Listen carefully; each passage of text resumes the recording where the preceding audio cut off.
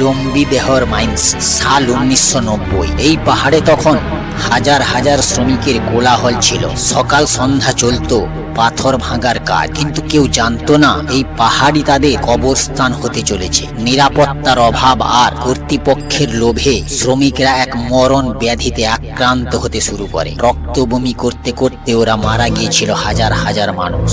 প্রতিবেদন অনুসারে খনিগুলোতে কোনো নিরাপত্তা ব্যবস্থা ছিল না। চুনের মতন বিষাক্ত রাসায়নিকের দীর্ঘস্থায়ী সংস্পর্শে সৃষ্ট রোগেই খনি শ্রমিকরা সময়ের সাথে সাথে মারা যায়। এই কারণে তখন থেকেই মৌসুরীর লম্বিদেহর খনি একটি ভুতুড়ে খনিতে পরিণত হয়। মানসিক চিৎকার, কেউ কেউ শুনেছেন খনির ভিতর থেকে আজও ঠক ঠক শব্দ, যেন আজও কেউ হাতুড়ি দিয়ে পাথর ভাঙছে। কিন্তু সবচেয়ে ভয়ঙ্কর হলো সেই ডাইনির গল্প।